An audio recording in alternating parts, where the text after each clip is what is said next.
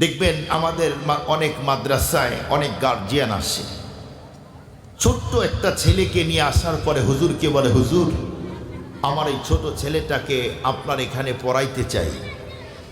যখন form fill up complete করে এরপরে তখন বলে যে আমার এই ছেলেটাকে আপনার কাছে রেখে দিলাম, আপনি আমার ছেলেটাকে গুণগত মানুষ বানায় দেন। জিজ্ঞেস করতে চাই, বলুন এখন যে নিয়ে আসলো ছেলেটাকে বলল যে হুজুর আমার ছেলেটাকে মানুষের মতো মানুষ বানায় দেন, এতক্ষণ কি ছেলেটা ছাগলের বাচ্চা, ভেড়ার বাচ্চা ছিল না মানুষের বাচ্চা? মানুষের। এরপরেও এ কথা বললেন কেন?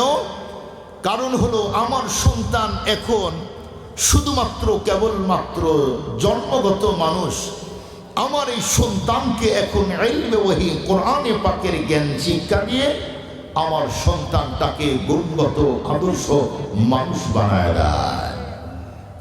মনে রাখলেন, আদর্শ মানুষ হতে চাইলে ইলমে ওহী কোরআনে পাকের বিদ্যা ছাড়া কখনোই আদর্শ গুণগত মানুষ হওয়া যায় না।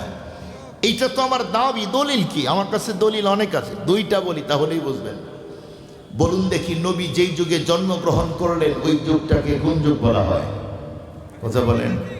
জাহেলিয়াতের যুগ, মূর্খতার যুগ, অজ্ঞতার যুগ। সেই যুগের মানুষদেরকে মূর্খ, জাহেল, অজ্ঞ বলা হয় কেন? ওই যুগে কি শিক্ষা ছিল না? ওই যুগে কি জ্ঞান চর্চা ছিল না? ছিল।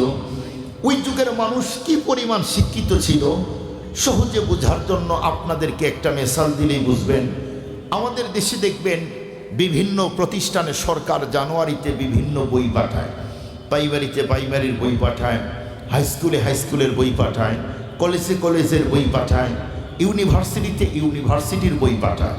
প্রাইমারিতে যেই বই পাঠায় বইটাই প্রমাণ করে ছাত্রগুলি প্রাইমারি লেভেলের, হাইস্কুলে যে বইগুলি পাঠায় বইটাই প্রমাণ করে ছাত্রগুলি প্রাইমারি লেভেলের, হাইস্কুল লেভেলের, কলেজে যেই বইগুলি পাঠায় বইটাই প্রমাণ করে ছাত্রগুলি কলেজ লেভেলের, ইউনিভার্সিটিতে যেই বইগুলি পাঠায় বইটাই প্রমাণ করে ছাত্রগুলি ইউনিভার্সিটি লেভেলের। কোরআনের মতো সাহিত্যিকপূর্ণ সুন্দর একটা কিতাব সেই যুগের মানুষের কাছে নাজিল হওয়াটাই প্রমাণ করে ওই যুগের মানুষগুলি শিক্ষা সাহিত্যিকতায় ছিল নাম্বার ওয়ান। যদি না হতো আল্লাহ পাক কখনো কোরআনের মতো এমন একটা কিতাব ওই যুগের মানুষের কাছে পাঠাইতো না, নাজিল করতো না। দ্বিতীয় নাম্বার, বলুন কোন অশিক্ষিত মানুষ কি শিক্ষার বিরুদ্ধে চ্যালেঞ্জ করে? না। ওই যুগের মানুষ এতটাই শিক্ষিত ছিল, ওই যুগের মানুষগুলি কোরআনের চ্যালেঞ্জ করেছে। কোরআনের কি বলছে? যে এরে মোহাম্মদ যেই কথাগুলি বলে কোরআনের কথা বলে, কোরআন তো তার তৈরি করা। নাউজুবিল্লাহ বলেন। তখন বললেন এ কোরআন তো মোহাম্মদের নিজের তৈরি করা, এইটা তার রবের পাঠানো না। চ্যালেঞ্জ করলাম আমরা।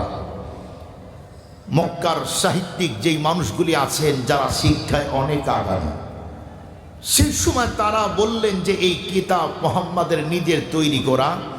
আল্লাহ পাক রব্বুল আলামিন তখন তাদের কথাটাকে গ্রহণ ধরলেন।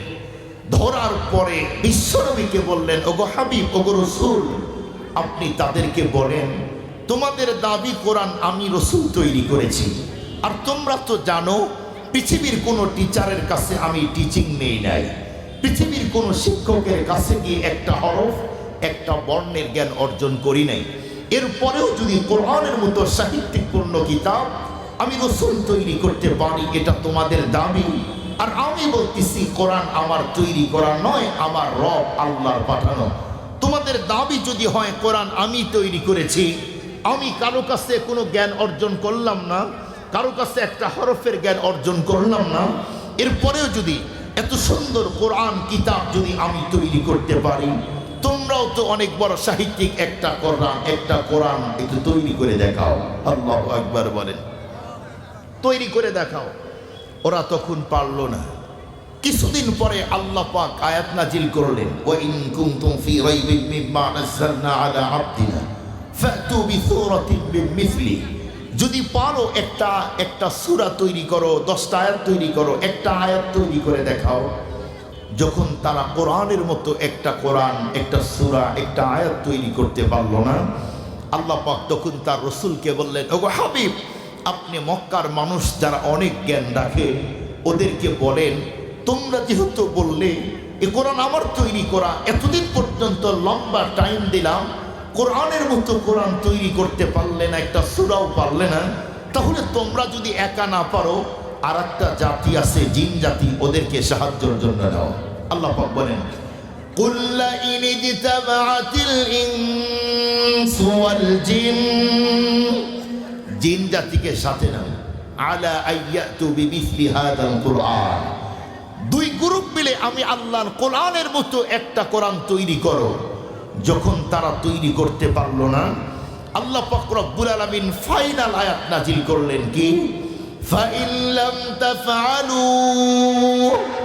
যদি তৈরি করতে না পারো, ওয়ালান তাফআলু, কখনোই পারবে না। আল্লাহু আকবার বলেন, আল্লাহু আকবার। আল্লাহ পাক নিজেই বললেন, ফাইন লাম তাফআলু, যদি না পারো, ওয়ালান তাফআলু, কখনোই পারবে না। এই আয়াতের গভীর পর্যন্ত বোঝার জন্য আপনাদেরকে একটা মিসাল দিয়ে বুঝবেন। বলুন তো দেখি, আমাদেরকে তৈরি করেছেন কে? আবার বলেন কে? কেউ কি শেয়ার আছে? কথা বলেন, রাম বাম অমক তমক কেউ কি আছে নাকি? একজন আল্লাহ। আল্লাহ পাক আমাদের তৈরি করেছেন। বলুন, যে যেই জিনিসটা তৈরি করে ওই জিনিস সম্পর্কে তার পুরা ফুলফিল জ্ঞান আছে না নাই? যে মোবাইলটা আবিষ্কার করেছে, মোবাইলে কি কি ফাংশন আছে, কতটা কি কি জিনিস এই মোবাইল লোড নিতে পারবে, যে মোবাইল আবিষ্কার করেছে সে জানে। আল্লাহ পাক যেহেতু আমাদের স্রষ্টা, আমাদের খালেক ও মালিক, আল্লাহ পাক জানে আমি যেই মানুষটাকে দুনিয়াতে পাঠাবো, এই মানুষকে তাকে আমি যেই জ্ঞান, যেই বুদ্ধি দিয়ে দুনিয়াতে পাঠাবো, আমি যেই মেডিসিন আর মেটেরিয়াল দিয়ে মানুষটাকে দুনিয়াতে পাঠাবো, এই মানুষ দুনিয়াতে যাওয়ার পরে মাইক আবিষ্কার করবে, লাইট আবিষ্কার করবে, কম্পিউটার আবিষ্কার করবে, ডেস্কটপ আবিষ্কার করবে, আইপ্যাড আবিষ্কার করবে। মানুষগুলি মহাশূন্যের উপরে টনকে টন জিনিস নিয়ে যাওয়ার মতো জিনিস আবিষ্কার করবে। মানুষগুলি সাগরের মধ্যে টনকে টন জিনিস নিয়ে যাওয়ার মতো জিনিস আবিষ্কার করবে। মানুষগুলি তার মেধা, তার যোগ্যতা দিয়ে হরেক রঙের জিনিস আবিষ্কার করতে পারবে। মানুষগুলি দুনিয়াতে আসার পরে এআই এর সফটওয়্যারের মাধ্যমে অনেক কিছু আবিষ্কার করবে। মানুষগুলি উন্নত চিকিৎসায়, রোগী এক জায়গায়, ডক্টর আর এক জায়গায়, মাঝখানে 20 কিলোমিটার 100 কিলোমিটার দূরত্ব থাকবে, সেখানেও কম্পিউটার দিয়ে মানুষগুলি হার্টের চিকিৎসা করবে। অনেক কিছুই কিয়ামতের আগে মানুষ তৈরি করতে পারবে তার মেধা দিয়ে।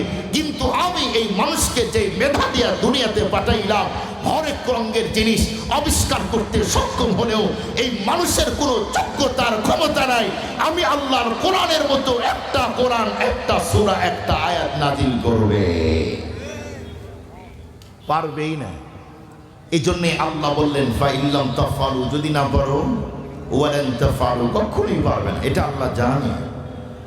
এই জন্য বর্তমান সময়ের যেই নাস্তিক আর মুরতাদ আছে, সারা পৃথিবীর নাস্তিক আর মুরতাদ আর নন মুসলিমদেরকে বলতে চাই, 1450 বছর পূর্বে যেমন আল্লাহর কোরআনকে জমিন থেকে শেষ করে দিতে পারে নাই, আল্লাহর কোরআনকে জমিন থেকে শেষ করে দেওয়ার যারাই ষড়যন্ত্র করেছে, চ্যালেঞ্জ গ্রহণ করেছে, তারাই শেষ হয়ে গেছে, তারাই শেষ হয়েছে।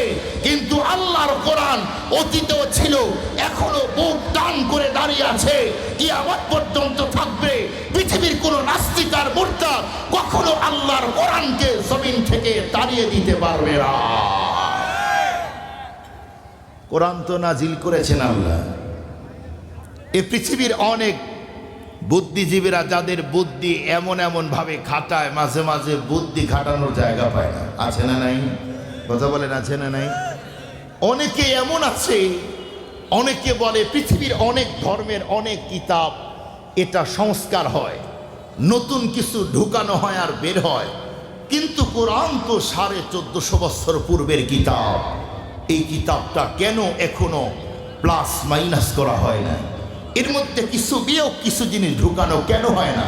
শুধু তাই নয়, এই পৃথিবীর অনেক নাস্তিক আর মুরতাদ এমন আছে, যে নাস্তিক আর মুরতাদ কোরআনকে জমিন থেকে তাড়িয়ে দিতে চায়। আমি ওই সমস্ত নাস্তিকদেরকে বলতে চাই, কোরআন নাজিল করেছেন আল্লাহ, হেফাজতই আল্লাহই করবেন। পৃথিবীর কোনো মানুষ যদি কোরআনকে আগুন দিয়ে জ্বালিয়ে দেওয়ার স্বপ্ন দেখে, কোরআনের উপরে দাঁড়িয়ে লাইফ দিয়ে সারা দুনিয়াকে কোরআনকে শেষ করে দেওয়ার স্বপ্ন দেখে, ওরাই শেষ হবে। আল্লাহর কোরআন এখনো আছে, কিয়ামত পর্যন্ত থাকবে। কোরআনকে পৃথিবীর কোনো মানুষ কখনো শেষ করে দিতে পারবে না। সম্মানিত সুধী, বলুন সেই যুগের মানুষদেরকে মূর্খ, জাহেল, অজ্ঞ বলা হয় কেন?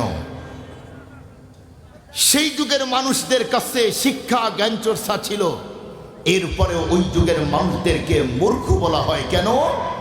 কারণ ওই যুগে সব বিদ্যা ছিল, আল্লাহর কোরআনের বিদ্যা ছিল না। ওই যুগের মানুষগুলি যখন আল্লাহর কোরআনের বিদ্যাকে গ্রহণ করলো, রসুলকে টিচার হিসাবে গ্রহণ করলো, কোরআনকে সিলেবাস হিসাবে গ্রহণ করলো, আল্লাহ পাক ওই যুগের মানুষদেরকে গুণগত আদর্শবান মানুষ বানায় দিল। সুবহানাল্লাহ বলেন। ওমর ফারুক রাদিয়াল্লাহু তাআলা আনহুর আগে কোনো মর্যাদাই ছিল না, শুধু কোরআন গ্রহণ করার কারণে আল্লাহ পাক তার মর্যাদা তুঙ্গে উঠায় দিলেন।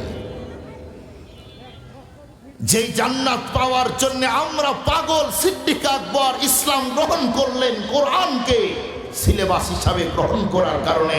এখন 8টা জান্নাতে আবু বকর সিদ্দিক রাদিয়াল্লাহু তাআলা আনহুকে ডাকে। সুবহানাল্লাহ বলেন। ফারুক আজমের মর্যাদা কেমন? কোন ফারুক আজম যার কোনো মর্যাদাই ছিল না, শুধুমাত্র কোরআনকে গ্রহণ করার কারণে তার মর্যাদা কতটা আল্লাহ বাড়ায় দিলেন।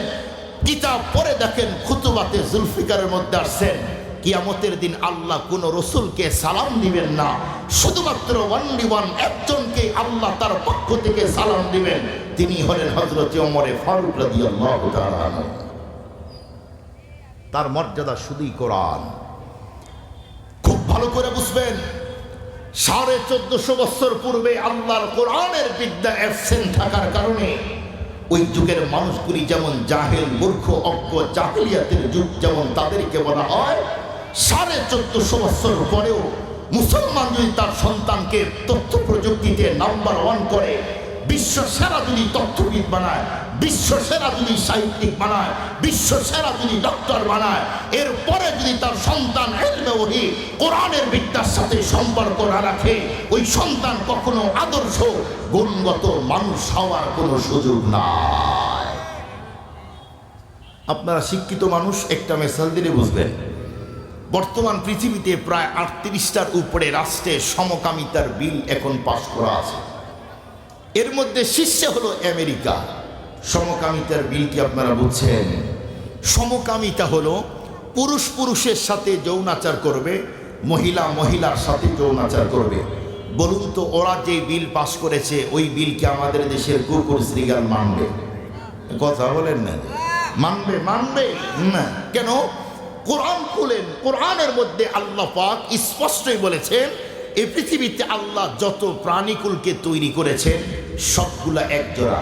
আল্লাহ পাক পিঁপড়া তৈরি করেছেন একজোড়া পুরুষ এবং নারী। পুরুষ পিঁপড়ার জৈবিক চাহিদা মেটানোর জন্য আল্লাহ পিঁপড়া মহিলা পিঁপড়া তৈরি করেছে। মহিষ তৈরি করেছে একজোড়া পুরুষ এবং নারী। এরপরে গরু তৈরি করেছে একজোড়া পুরুষ এবং নারী। ছাগল তৈরি করেছে একজোড়া পুরুষ এবং নারী। শ্রীগাল তৈরি করেছে একজোড়া পুরুষ এবং নারী। এরপরে কি বলে, গাভী গরু তৈরি করেছে একজোড়া পুরুষ এবং নারী। আল্লাহ পাক কুকুর তৈরি করেছে একজোড়া পুরুষ এবং নারী। মানুষ তৈরি করেছে একজোড়া পুরুষ এবং নারী। এই পৃথিবীতে যত পুরুষ টাইপের আছে, পুরুষ শ্রীগাল তার জৈবিক চাহিদা পূরণ করবে নারীর কাছে, পুরুষ মহিষ তার জৈবিক চাহিদা পূরণ করবে মহিলা মহিষের কাছে। আপনাদের জিজ্ঞাসা করতে চাই, এ পৃথিবীর কোন পুরুষ কুকুর তার জৈবিক চাহিদার জন্য আর একটা পুরুষ কুকুর চয়েস করে নাকি কুকুর নেই? জোরে বলেন। এ পৃথিবীর কোন পুরুষ শ্রীগাল তার জৈবিক চাহিদার জন্য আর একটা পুরুষ কুকুর কি চয়েস করে? এই পৃথিবীর পুরুষ গরু যতগুলি আছে তার জৈবিক চাহিদার জন্য আর একটা পুরুষ গরু কি চয়েস করে? না। তার মানে আমাদের দেশের একটা কুকুরও তার জৈবিক চাহিদার জন্য আর একটা পুরুষ কুকুরকে চয়েস করে না। অথচ আমেরিকা এত উন্নত, প্রযুক্তিতে তারা আগানো, টেকনোলজিতে তারা এতটাই আগানো, তামাম দুনিয়াতে এখন নাম্বার 1-এর দিকে ওরা যাইতেছে। এরপরে ওদের কাছে শিক্ষা জ্ঞান আছে, এরপরেও তারা পশুত্ববাদের বিল তাদের সংসদে সমকামিতার বিল পাস করলো কেন? ওদের কাছে সব বিদ্যা আছে, খোঁজ নিয়ে দেখেন আল্লাহর কোরআনের বিদ্যা না। কোরআনের বিদ্যা দিয়ে আদর্শ মানুষ হয়, কথা বলেন না কেন? সাবেক সরকারের যদি ধর্মের জ্ঞান ফুলফিল থাকতো তাহলে আজকে এই অবস্থা হতো না। ধর্মের জ্ঞান নাই, বুঝলেন কি আমার কথা? আমি যদি আদর্শ মানুষ হতে চাই অবশ্যই কোরআন লাগবেই লাগবে। সন্তানকে যদি আদর্শ মানুষ বানাইতে চাই কোরআন লাগবেই লাগবে। সন্তানকে ডক্টর বানাইতে চাইলে কোরআন লাগবে, ব্যারিস্টার বানাইতে চাইলে কোরআনের বিদ্যা লাগবে। সন্তান কোরআনের বিদ্যা ছাড়া কখনো আদর্শ গুণগত মানুষ হতে পারে না, সম্ভবই না। কোরআন কিভাবে একজন মানুষকে কি বলে সিরিয়াস ভয়ঙ্কর ভিলেন মানুষটাকে কোরআন কিভাবে আদর্শ মানুষ বানায় দেয়, একটা ঘটনা বলি তাহলে বুঝবেন। নবীজি মক্কায় দিনের দাওয়াত দিলেন। বলুন তো দেখি নবীর চেয়ে অনুপম চরিত্রওয়ালা কেউ কি আছে? একটু কথা বলেন। কেউ নাই। নবী দিনের দাওয়াত দিলেন, মক্কার সব মানুষ নবীজির পক্ষে না বিপক্ষে? যেই মানুষগুলি আল আমিন আস-সাদিক উপাধি দিলেন ওই মানুষগুলি এখন নবীর বিপক্ষে। আবু জেহেল মক্কার ভিলেন প্রকৃতির এক শ্রেণীর যুবকদেরকে একদিন ডাকলেন। ডাকার পরে তাদেরকে বলল, শোনো, তোমাদেরকে ডেকেছি বিশেষ এক কাজ। বলুন বস, কি কাজ? বলে, তোমাদেরকে ডেকেছি আব্দুল্লাহর পোলা মুহাম্মদ সাল্লাল্লাহু আলাইহি ওয়াসাল্লাম মুহাম্মদকে মারতে হবে। এ কথা শুনে মক্কার সমস্ত ভিলেন প্রকৃতির যুবক সবাই মাথা নিচের দিকে নেওয়ায় দিলেন। শুধুমাত্র কেবলমাত্র ওয়ান একজন যুবক বুক টান করে দাঁড়িয়ে আছেন। উনি হলেন খাত্তাবের পোলা হযরত ওমর ফারুক রাদিয়াল্লাহু তাআলা। ফারুক আজম তখন আবু জেহেল এবং মক্কার লিডারদেরকে ডেকে বলল, লিডার, আমি জানি মক্কার কোনো যুবকের সাহস নাই আব্দুল্লাহ ছেলেটাকে মারবে, এই কাজ আমি করব। আপনারা বুঝে থাকলে বলুন, নবীর চেয়ে অনুপম চরিত্রওয়ালা পৃথিবীতে কেউ নাই। সেই রাসূলকে যেই লোকটা মারতে যায় এর চেয়েও ভিলেন কি জমিনে আর কেউ হয়? কথা বলেন। ফারুক আজমকে, যেই ফারুক আজম নবীজির মাথা কাটার জন্য যায়, যেই ফারুক আজম মানুষের রক্ত পান করার পিপাসায় পাগল, যেই ফারুক আজমের বিরুদ্ধে কথা বললে তার জীবন নিয়ে চলে যাওয়া অনেক বড় ব্যাপার ছিল, যেই ফারুক আজমের বিরুদ্ধে কেউ কথা বললে অনেকের জিহ্বাই থাকতো না, যেই ফারুক আজমের বিরুদ্ধে কেউ কথা বললে কারো বডি থেকে মাথা আলাদা হয়ে যেত, ওই ফারুক আজমের অবস্থা কেমন হলো? যখন নবীকে মারতে গেলেন, ইসলাম গ্রহণ করলো, ফারুক আজম আগের বিদ্যাকে মাইনাস আর বাইপাস করে নতুন একটা সিলেবাস আর বিদ্যাকে গ্রহণ করলে, রসুলকে টিচার হিসাবে গ্রহণ করলো, নবীকে শিক্ষক হিসাবে গ্রহণ করে কোরআনকে যখন সিলেবাস হিসাবে গ্রহণ করলো, আল্লাহ পাক এখন ওমরে ফারুক রাদিয়াল্লাহু তাআলার জীবন পরিবর্তন করে দিল। মুসলমান ভাইরা আমার কথাগুলি দিল দিয়ে বুঝবেন। কোরআনুল কারীম বন্ধুরা আমার কেমন করে মানুষের জীবন পরিবর্তন করে দেয়, শুধুমাত্র কেবলমাত্র একটা জিনিস বোঝানোর জন্য বলতে চাই। এই ফারুক আজম বন্ধুরা আমার যখন ইসলাম গ্রহণ করলো তার মর্যাদা কেমন বেড়ে গেল আপনারা প্রত্যেকেই জানেন। আল্লাহ নবী বন্ধুরা আমার যখন দুনিয়া থেকে বিদায় নিল, এরপরে পৃথিবীর প্রথম খলিফা হলেন সিদ্দিক আকবর রাদিয়াল্লাহু তাআলা আনহু। যেই সিদ্দিক আকবরের ব্যাপারে আমার নবী বলেন আফজালুন নাসি বাদাল আম্বিয়া। এই সিদ্দিক আকবর বন্ধুরা আমার যখন দুনিয়া থেকে বিদায় নিল, এরপরে দ্বিতীয় নম্বরের খলিফা হলেন হযরত ওমরে ফারুক রাদিয়াল্লাহু তাআলা আনহু। ফারুক আজম বন্ধুরা আমার যখন খলিফা হলেন, কিতাবের মধ্যে এসেছেন উনি যেদিন থেকে খলিফা হয়েছে ওই দিন থেকে কোনো অবস্থাতেই বন্ধুরা আমার রাত্রে নিজের পিঠটা বিছানায় লাগাইতো না। ফারুক আজম বন্ধুরা আমার রাতের অন্ধকারে তাম দুনিয়ার মানুষ যখন বন্ধুরা আমার স্তব্ধ বিরাজমান, কোনো আওয়াজ নাই, পিনপতন নীরবতা বন্ধুরা আমার, শুনশান নীরবতা।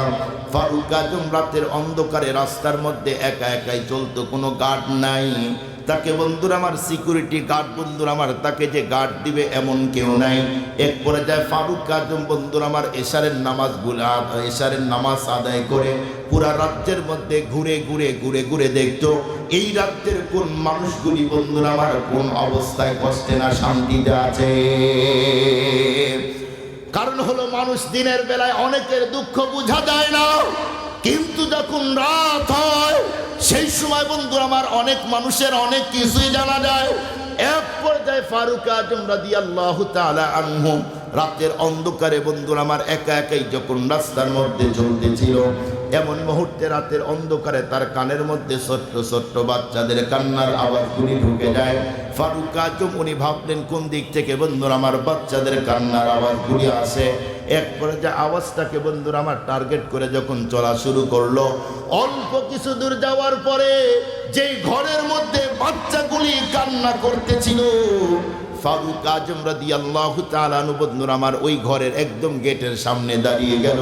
এক পর্যায়ে ছোট্ট বাচ্চাগুলি তখন কান্না করার ডেকে বলল, মা 3 দিন হয়ে গেল এখন পর্যন্ত কোনো খাবার খাই নাই, আজকে যদি আমাদের জন্য খাবার তৈরি করে না দাও তাহলে আব্বু যেমন আমাদের রেখে চলে গেছে আমরাও কিন্তু ক্ষুধার কারণে মৃত্যুবরণ করে চলে যাব।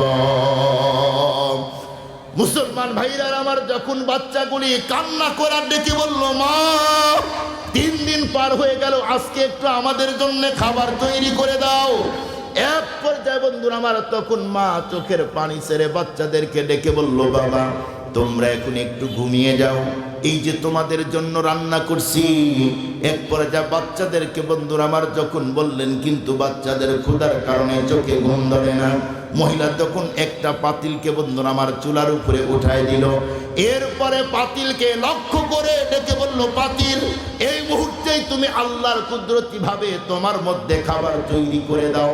আজকে যদি তোমার মধ্যে খাবার তৈরি না হয়, আমার সন্তান যদি ঘুম থেকে ওঠার পরে আমার সন্তান যদি বুঝতে পারে, তাহলে আমার সন্তানগুলি ক্ষুধার কারণে মারা যাবে, আর আমি মা কোনো অবস্থাতে আমার সন্তান মরে যাক এইটা আমি চাই না।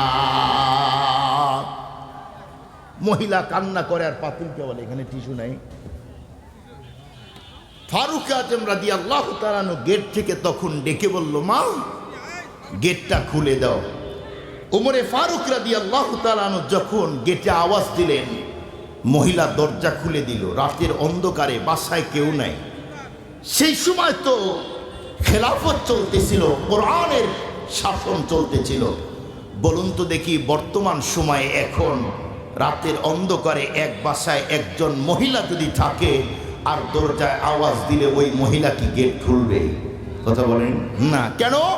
কারণ এখন একা একা কোনো যুবক আর পুরুষ যদি পায়, একজন নারীর চরিত্র বর্তমানে আরেকজন মুসলমানের কাছে নিরাপদ না।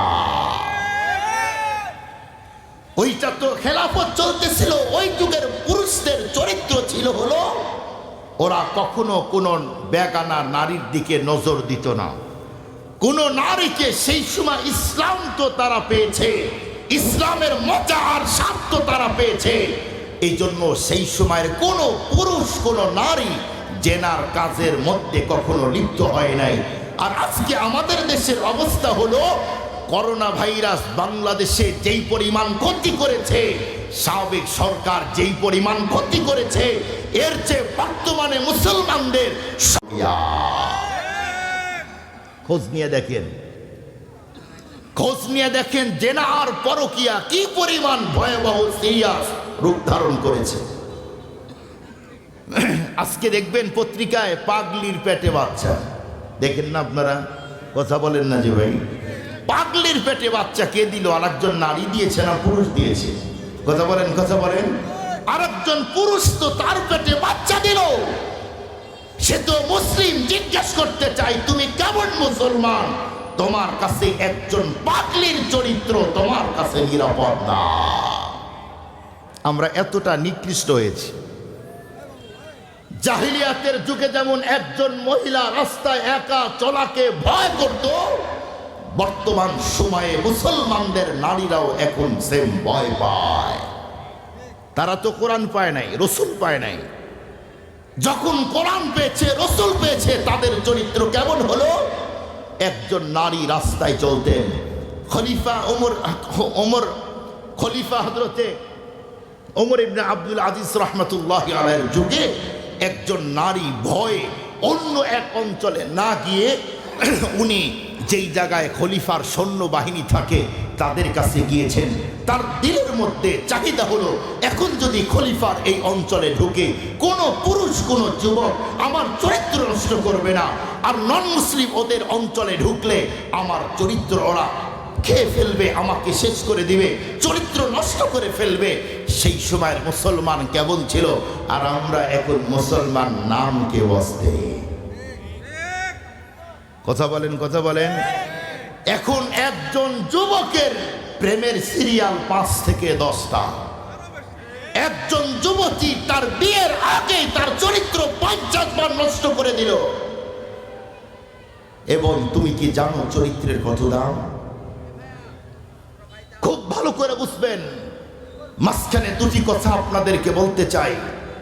কিতাব খুলে দেখেন, কিতাবের মধ্যে আসছেন কিয়ামতের ময়দানে হযরত আলী রাদিয়াল্লাহু তাআলা বর্ণনা করেন, কিয়ামতের ময়দান যখন শুরু হবে সেই সময় প্রতিটা মানুষ পেরেশান হবে, সেই সময় মানুষগুলি অস্থির হয়ে যাবে। কিন্তু এমন একটা দুর্গন্ধ স্প্রে করে দেওয়া হবে, সমস্ত নবীগণ ঈমানদার সমস্ত মানুষগুলি পেরেশান হবে। নাকগুলি তখন ধরে ফিরিস্তাকে বলবে, ফিরিস্তা এটা কিসের দুর্গন্ধ স্প্রে করে দেওয়া হলো? সমস্ত ফিরিস্তা বলবে, এটা জেনাকারীর লজ্জাস্থানের দুর্গন্ধ স্প্রে করে দেওয়া হলো। জেনাকারীর লজ্জাস্থানের দুর্গন্ধ স্প্রে করে দেওয়া হলো। নবীজি স্পষ্ট বলেছেন, নবীজির হাদিস বলছে, হাদিস আল্লাহর সঙ্গে শিরিকের পরেই সবচেয়ে ভয়াবহ অপরাধ গুনাহ হলো একজন পুরুষ তার বিশেষ কিছু পানি আর একটা নারীর বিশেষ অঙ্গে ট্রান্সফার করা। এটা হলো শিরিকের পরে সবচেয়ে বড় মারাত্মক অপরাধ। সম্মানিত সুধী, জান্নাতীরা জান্নাতে যাবে, জাহান্নামীরা জাহান্নামে যাবে। জান্নাতীরা যখন জান্নাতে যাবে এত সুন্দর সেন্ট স্প্রে করে দিবে, জান্নাতীরা বলবে এত সুন্দর ঘ্রাণ জীবনে নেই নাই। জিজ্ঞেস করবে কিসের ঘ্রাণ? বলে যেই মানুষগুলি দুনিয়াতে রোজা ছিল, রোজাদারের মুখের দুর্গন্ধ আল্লাহ এটাকে কুদরতিভাবে সংরক্ষণ করে রেখে এখন জান্নাতে মডিফাই করে সেন্ট হিসাবে স্প্রে করে দেওয়া হয়েছে। জাহান্নামীরা জাহান্নামে যাবে, এমন দুর্গন্ধ দেওয়া হবে, সমস্ত জাহান্নামীরা নাক ধরে বলবে, আল্লাহ এমনি তো আগুনে পুড়ে মরতেছি, সহ্য হয় না, এটা আবার কিসের দুর্গন্ধ? এই দুর্গন্ধে থাকা যায় না। একজন ফিরিস্তা ঘোষণা দিবে, তোমরা কি জানো কিসের দুর্গন্ধ? ওরা বলবে না জানি না। বলবে এটা দুনিয়াতে যে নারী আর পুরুষ জেনা আর ব্যভিচার করেছে, আজকে তাদের লজ্জাস্থানের দুর্গন্ধ তোমাদের জাহান্নামে স্প্রে করে দেওয়া হলো। নাউজুবিল্লাহ বলেন। সম্মানিত উপস্থিতি, আরো ভালো করে শুনেন। 4 ইমামের একজন ইমাম ইমামে শাফি রাহমাতুল্লাহি আলাইহি, উনি বলেন আজ-জিনা কর্জুন। জিনা হলো কর্জের মতো। কর্জ বোঝেন কি আপনারা? ধার দেওয়া। ধরেন এই মাদ্রাসার বড় হুজুর আমাকে 50,000 টাকা ধার দিয়েছি, বলুন তো এটা আবার পরিশোধ করতে হবে কি হবে না? কথা বলেন না যে ভাই, পরিশোধ করতে হবে। এই টাকা যেমন একবারে আমাকে দেওয়া হয় নাই, এটা যেমন পরিশোধ করতে হবে। কোনো পুরুষ যদি কোনো নারীর চরিত্র নষ্ট করে, এটা হলো কর্জের মতো, অবশ্যই এটা পরিশোধ করতে হবে তার নিজের কন্যা অথবা স্ত্রী দিয়ে। আমার কাছে অনেক খবর আছে, এই যে আল্লাহর কোরআন হাতে নিয়ে কইলাম, অনেক পুরুষের খবর আমার কাছে আছে যারা লাওতাতের সাথে সম্পর্ক, পুরুষের সাথে সমকামিতায় এবং নারীর সাথে অনেক মানুষ মুসলিম জড়িত আছে। খোঁজ নিলাম, নিজের ঘরে স্ত্রীকে নিয়ে ঘুমায়, পাশের রুমে তার নিজের কন্যাকে চরিত্র নষ্ট করে দেয়, বাবা আর না কেউ টের পায় না। তখন লোকটা নিজেই আশ্চর্য হয়ে যায়, কি হইল, এত সিকিউরিটি, এত গার্ড, এরপরে ঢুকলো কেমনে? ইমাম শাফি রাহমাতুল্লাহি আলাইহির কথা, আজ-জিনা কর্জুন, তুমি যে আরেকটা নারীর চরিত্র নষ্ট করেছ, আজকে তোমার কন্যা দিয়ে এইটা পরিশোধ হলো। ভাইবে করেন, ভাইবে করেন। যেই ভাইগুলি এই কাজে লিপ্ত, ভেবে করেন আজকের এই সমাজটা জেনা আর পরকীয়ায় ভরে গেছে। কি গ্রাম, কি শহর, শহরের অবস্থা তো আরো সিরিয়াস ভয়াবহ। এই যুবক, তোমার যদি আপন বোন হতো, তোমার যদি আপন খালা হতো, নিজের ভাতিজি হইতো নিজের ভাতিজি, আপন যদি ফুফু হইতো, তুমি কি পারতে তার চরিত্র নষ্ট করতে? যুবক, আমার কথা উত্তর দাও। যদি পারো তোমার নিজের কন্যাকে নষ্ট করতে, তুমি কি পারবে নিজের মায়ের চরিত্র নষ্ট করতে? তুমি যদি না পারো, আর একজনের চরিত্র নষ্ট করবে। সেই মেয়েটা কারো না কারো মা হবে, না হয় বোন হবে, না হয় খালা হবে, না হয় ফুফু হবে, কেউ তো হবে। তুমি যদি আর একজনের চরিত্র নষ্ট করো, একদিন তোমারও আপন জনের চরিত্র নষ্ট হবে। আমার কাছ থেকে লিখে নিয়ে যাও। সম্মানিত উপস্থিতি, দুঃখে কিছু কথা বলতেছি, হাজারো পরিবার নষ্ট হইতেছে পরকীয়ার প্রেম। কথা বলেন না কেন ভাই? পরকীয়ার জ্বালায় সমাজটা নষ্ট হয়ে গেল। সম্মানিত সুধী, যুবক ভাই, মনে রেখো, তুমি যদি 10 ঘাটে ঘুরে থাকো, 10 ঘাটালা নারী তোমার ঘাড়ে পড়বে। কোরআন পড়ো, পবিত্র যুবককে আল্লাহ পবিত্র স্ত্রী দান করে। অপবিত্র জায়গায় কখনো আল্লাহ পবিত্র জিনিস পাঠায় না। বলুন, মসজিদে নামাজ পড়তে গেলে স্ত্রীর সাথে শারীরিক সম্পর্ক করে এরপরে মসজিদে যাওয়ার অনুমতি আছে? কথা বলেন না কেন? মসজিদে ঢুকতে চাইলে আপনার পুরা শরীর যদি কি বলে পায়খানা দিয়ে যদি মেখে যায়, ঢোকার অনুমতি আছে। পুরা শরীর যদি নাপাকে ভরে যায়, মসজিদে ঢোকার অনুমতি আছে না। কেন? ঢুকতে হবে পবিত্র জায়গায়, পবিত্রতা অর্জন করে। তুমি যুবক মনে রাখো, তুমি যদি পবিত্র হও, তোমার ঘর যদি পবিত্র হয়, আল্লাহ পবিত্র একটা নারী ঘরে পাঠাবে। এছাড়া আমি চ্যালেঞ্জ করে বলতে পারি, অপবিত্র ঘরে আল্লাহ পবিত্রতা পাঠায় না, কখনোই পাঠাবে না। পরে যেটা আনবা চরিত্র নষ্ট, ওইটা বন্ধুদের কাছে বলবে আগের গুলাই ভালো ছিল। বুঝলেন কি আমার কথা? ভদ্র ভাষায় কইলাম। তখন বুঝবা মজা। বাচ্চা হবে 2টা, স্ত্রীকে কন্ট্রোল করতে পারবা না। আর স্ত্রী আগ থেকে যদি ভালো থাকে, পবিত্র থাকে, তখন তো জীবনটাই সুন্দর, জীবনটাই সুন্দর। নবীজি এটাই বলেন, নবীজি এটাই বলেছেন, এ পুরা পৃথিবী সম্পদ, এর মধ্যে শ্রেষ্ঠ সম্পদ হলো একটা নেককার স্ত্রী। যার আছে সে জানে। কতজন আছে বাসায় রেখে তাদের চাকরিতে গিয়ে ঘুম ধরে না, মিনিটে মিনিটে ফোন দেয়, কি করো, কার সাথে কথা কইলে, ওয়েটিং। আমাকে কোনো পেরেশানি নেই, যার সাথে কথা বস, বিশ্বাস আছে। কথা বলেন না কেন ভাই? সম্মানিত শুধু বলতেছিলাম, ফারুক আজমের ওই কথা, ওই যুগের মানুষগুলি কেমন ছিল। দরজায় আওয়াজ দিয়েছে, রাতের অন্ধকারে দরজা খুলতিছে, চরিত্র নিয়ে তার কোনো ভয় নাই। আর এখন যদি বর্তমান সময়ে, এখন যদি হতো একজন পুরুষ দুনিয়া থেকে চলে গেছে, বিধবা একজন নারী, তার দরজায় যদি একজন কিছু খাবারও দিতে আসে, আর একজন বলে, ওরে না জানি কি আছে। কথা বলেন না কেন? আমাদের চরিত্র যে যেমন তার ধারণা। কথা বলেন, যে যেমন তার ধারণা তেমন। আমাদের চরিত্র এখন ভালো না খারাপ? জোরে বলেন। নবীজি বলেন, আকমালুল মুমিনিনা ঈমানান আহসানুহুম খুলুকা। চরিত্রের ব্যাপারে নবীজির হাদিস পড়েন, ঈমানের পরিপূর্ণতা সে হলো নাম্বার 1, যার আখলাক আর চরিত্র ভালো। মুসলমান ভাইরা আমার কথাগুলি দিলে বুঝার জন্য চেষ্টা করবেন। এক পর্যায়ে ফারুক আজম রাদিয়াল্লাহু তাআলা আনহু, বন্ধুরা আমার, যখন গেটের মধ্যে আওয়াজ দিল, মহিলা তখন দরজা খুলে দেয়। সেই মুহূর্তে ফারুক আজম তখন জিজ্ঞাসা করলো, মাগো, জানতে চাই, বলো দেখি, এই মুহূর্তে রাতের অন্ধকারে তামাম মানুষগুলি ঘুমের মধ্যে, কিন্তু তোমার বাচ্চাগুলি কান্না করে কেন? এ কথা বলতেই মহিলা তখন ডেকে বলল, বাবা, দুঃখের কথা তোমার কাছে বলতে চাই না। এক পর্যায়ে ফারুক আজম তখন জিজ্ঞাসা করলো, মা, তুমি বলো দেখি, তোমার বাচ্চাগুলি কান্না করে কেন, আমি জানতে চাই। সেই মুহূর্তে মহিলা ডেকে বলল, বাবা, তাহলে শুনো আমার কাছ থেকে। ফারুক আজম তখন বলল, মাগো, বলো দেখি এমন কি কথা, যেই কথা বন্ধুরা আমার আমাকে তুমি এখন বলতে চাও। এক পর্যায়ে মহিলা তখন বলল, বাবা বর্তমানের জালেম ওমরে ফারুক, যেই ফারুক আজম আমার স্বামীকে রণাঙ্গনে যাওয়ার জন্য আমন্ত্রণ জানিয়েছে, স্বামী আমার রণাঙ্গনে গিয়ে শহীদের পেয়ালা পান করে আল্লাহর জান্নাতে চলে গিয়েছে, কিন্তু লম্বা টাইম পার হয়ে গেল, এখন পর্যন্ত জালেম ওমর আমাদের কোনো খবর নিল না।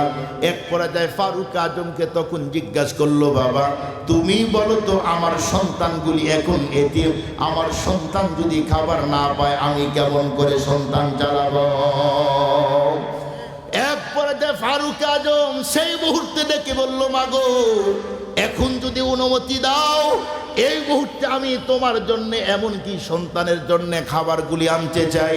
ফারুক আজমকে বন্ধুরা আমার মহিলা তখন ডেকে বলল, বাবা তুমি যদি এই মুহূর্তে আমার জন্য এমনকি সন্তানের জন্য খাবারগুলি এনে দাও, তাহলে আমার জন্য এমনকি আমার সন্তানের জন্য এখন বড় ফায়দা হয়। মুসলমান ভাইরা আমার, ফারুক আজম সেখান থেকে ডেকে বলল, মা তুমি একটু ওয়েটিংয়ে থাকো, আমি শুধুমাত্র কেবলমাত্র ঘরের মধ্যে যাব, খাবারগুলি নিয়ে তোমার জন্য এসে হাজির হব। এক পর্যায়ে ফারুক আজম বন্ধুরা আমার সেখান থেকে যখন হাঁটি হাঁটি পা পা করে বাসায় গেল, এরপরে বেগমকে তখন জিজ্ঞাসা করলো, বেগম রাত্রে বাসায় কি রান্না করেছ?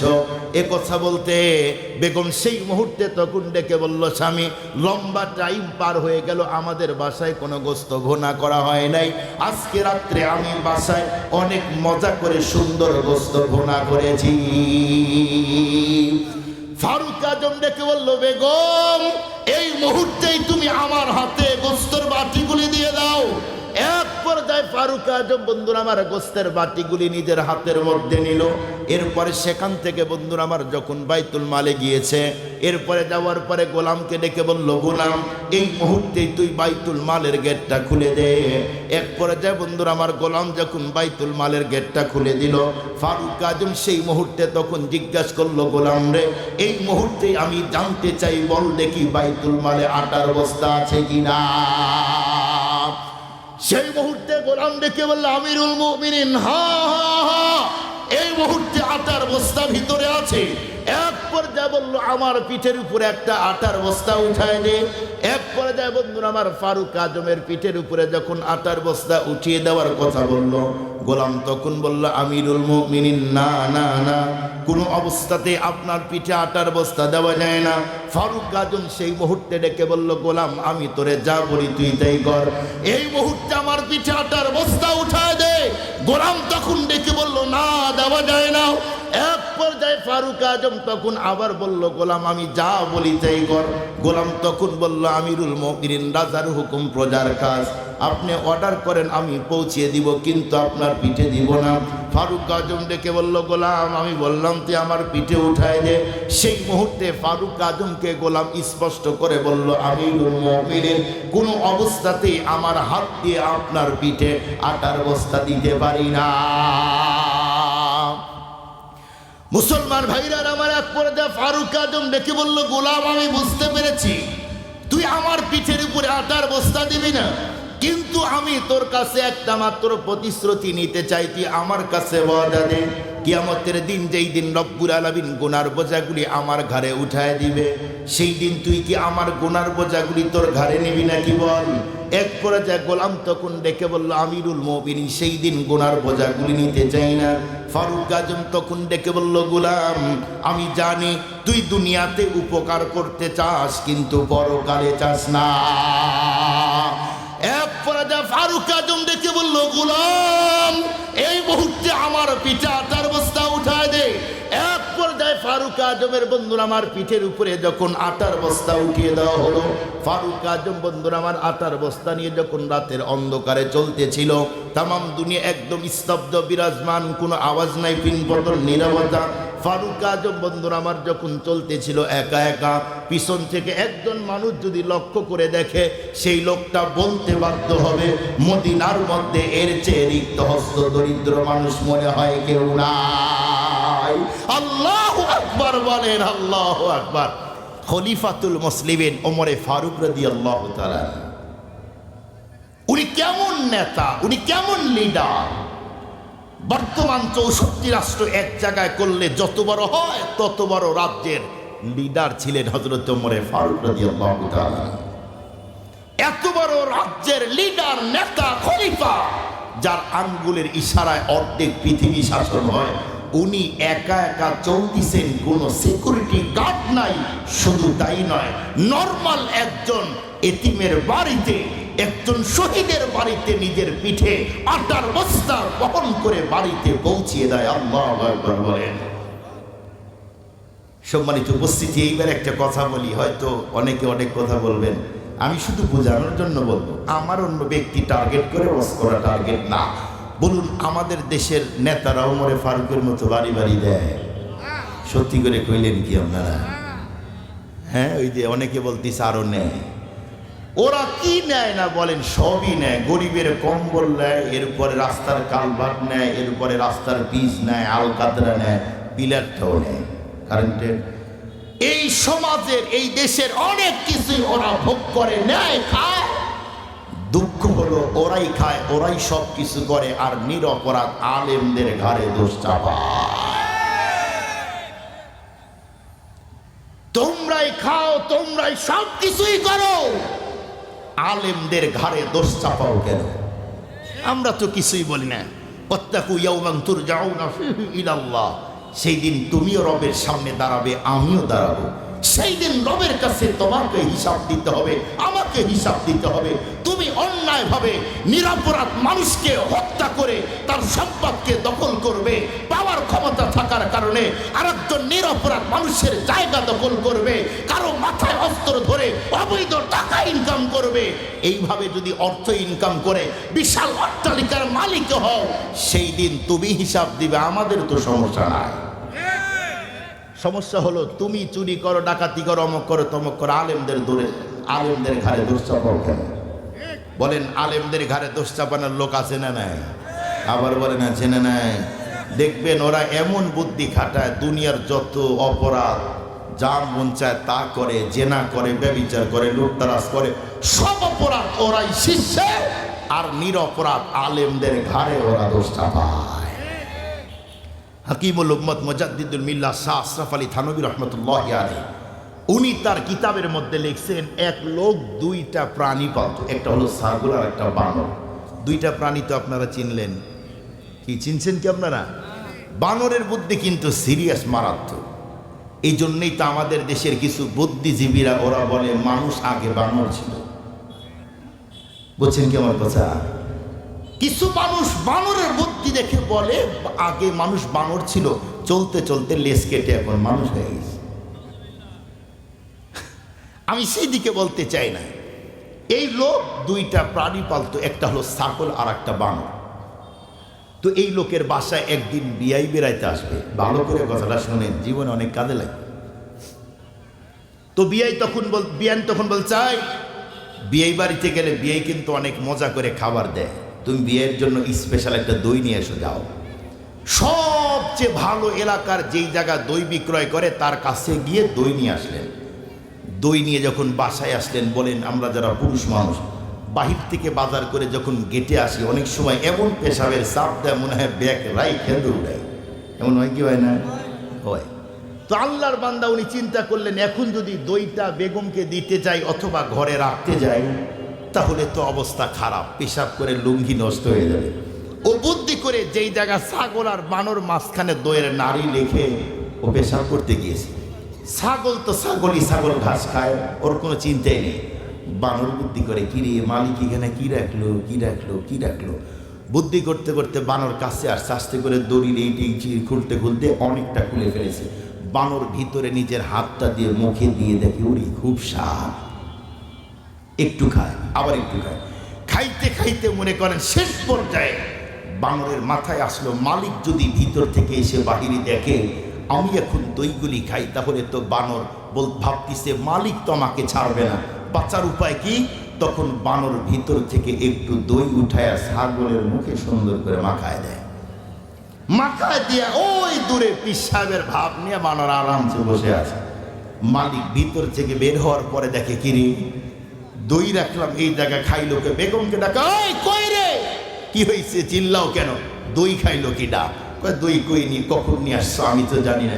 কয় এই মাত্র এখানে দই রেখে পেশাব করতে গেলাম, আস্তে আস্তে দই নেই, এত তাড়াতাড়ি দই খাইলো কে? তাকায় দেখে কোনো মানুষ খায় নাই, ছাগলের মুখের মধ্যে দই লেগে আছে। আল্লাহর বান্দা লোক তখন লাঠি নিয়ে ছাগলকে ইচ্ছা মতো পিটানো শুরু করলো। বলুন তো দেখি, মূলত দই কি ছাগল খেয়েছে? খেয়েছে কে? ওরা। এদেশের অনেকেই চুরি করেছে, বাটপারি করেছে, নিরপরাধ ছাগলের মতো মানুষটার মুখে, আলেমদের মুখে দোষ চাপায় দিয়েছে। তোমরাই দুষ্টুমি করে খাও, সমস্যা নাই, আলেমদের ঘরে দোষ চাপায় না। আলেমরা আজীবন নিষ্পাপ, অপরাধ তাদের নাই। এই দিকে চুরির দিকে, জেনার দিকে, ব্যভিচারের দিকে আলেমরা এখনো মাসুম আছে, এই দিকে তাদের অপরাধ নাই। দেখেন না আমাদের দেশে আমরা ওয়াজ করে আওয়াজ তুলি, মাদককে বন্ধ করো, মাদক সমাজে চলবে না। আমরাও বলি, এদেশের অনেক যারা সমাজপতি, দেশের নেতা, ওরাও বলে মাদককে বন্ধ করো। কিন্তু পরে কি দেখা যায়? কোনো আলেম মাদকের ব্যবসা করে না, যারা মাদক বন্ধ করতে বলে ওরাই নিচে নিচে এটার গোডাউন করে রাখছে।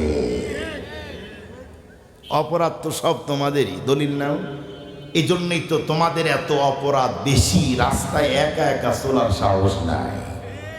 পুলিশ ওই দিক লাগে, এই দিক লাগে, এই দিক লাগে, এই দিক লাগে, 20টা মোটরসাইকেল লাগে। কারণ এলাকার মানুষের, দেশের মানুষের টাকা এই সেই খাইছো, রাস্তায় চললে জীবন হবে শেষ। আর খলিফাতুল মুসলিমিন 64 রাষ্ট্র এক জায়গায় করলে যত বড় হয় তত বড় রাজ্যের লিডার একা চলতেছেন আটার বস্তা নিয়ে, তাকে গার্ড দেওয়ার কেউ নাই। তার মানেই হলো উনি কারো হক, জনগণের হক কখনো নষ্ট করে না। এই জন্য ভিতরে সাহস আছে, ভিতরে সাহস আছে। তোমার সাহস নাই, ভিতরে ভয়, ধরলে চাপ দিয়ে শেষ করে দেবে। ফারুক আজম রাদিয়াল্লাহু তাআলা আনহু রাস্তায় একা একা চলতেছেন, মনে আছে আপনাদের? চলতে চলতে এক পর্যায়ে মহিলার বাড়িতে গেলেন। যাওয়ার পরে মহিলাকে বলল, মা গো, এই যে তোমার কাছে আমি এখন আটার বস্তা দিলাম, নিজের হাত দিয়ে রুটিগুলি বানাও। ওমরে ফারুক রাদিয়াল্লাহু তাআলা আনহু যখন রুটিগুলি তাকে দিলেন, কি বলে আটার বস্তা দিলেন, উনি রুটিগুলি নিজের হাত দিয়ে বানাইলেন। এরপরে মহিলাকে বলল, মা তুমি যদি অনুমতি দাও আমি নিজের হাত দিয়ে তোমার সন্তানদের রুটি খাওয়াইতে চাই। খাওয়াও। ফারুক আজম নিজের হাত দিয়ে গোস্ত আর রুটিগুলি বাচ্চাকে খাওয়াইলেন। বাচ্চাদের যখন মানে শরীরে শক্তি আসলো, এরপরে যে ফারুক আজম তাদেরকে বলল যে, মা তুমি পেরেশান করো না, প্রতি মাসে মাসে আমি খাবার পৌঁছিয়ে দিব, আর কোনো দিন পেরেশান করতে হবে না। মুসলমান ভাইরা আমার, এক পর্যায়ে ফারুক আজম মহিলাকে বলেই যখন নিজের দিকে চলবে, সেই মুহূর্তে মহিলা ফারুক আজমের বন্ধুরা আমার রাস্তা ব্লকিং করে দিয়ে তখন ডেকে বলল, বাবা তুমি আজকে গভীর রজনীতে এমন উপকার করলে, এই উপকার কেউ তো করে নাই। কিন্তু বাবা জানতে চাই, বলো দেখি তোমার নাম কি, তুমি কোথায় থেকে আসছো? এক পর্যায়ে ফারুক আজম উনি চিন্তা করলেন, এখন যদি আমার মূল পরিচয় দেই, মহিলা এই মুহূর্তে জমিনের মধ্যে সেন্স হারিয়ে ফেলবে। ফারুক আজম তখন ডেকে বলল, মা আমি একজন মুসাফির, আল্লাহ পাকের বান্দা, মানুষের উপকার করাই হলো আমার পেশার, নেশার ধান্দা। ফারুক আজম বন্ধুরা আমার বলেই যখন নিজের গন্তব্যের দিকে চলতেছেন, এক পর্যায়ে মহিলার সামনে আবার বন্ধুরা আমার রাস্তা ব্লকিং করে দিল। এরপরে ডেকে বলল, বাবা এই মুহূর্তে আমি তোমাকে সাক্ষী রেখে দুইটা মাত্র কথা বলতে চাই। ফারুক আজম তখন বলল, মাগো বলো দেখি এমন কি কথা বলতে চাও? এক পর্যায়ে মহিলা তখন ডেকে বলল, বাবা শোনো, বর্তমানে কেউ যদি আমাকে জিজ্ঞাসা করে খলিফা হওয়ার যোগ্য কে হবে, আমি সর্বপ্রথম তোমার নামটাই ওপেন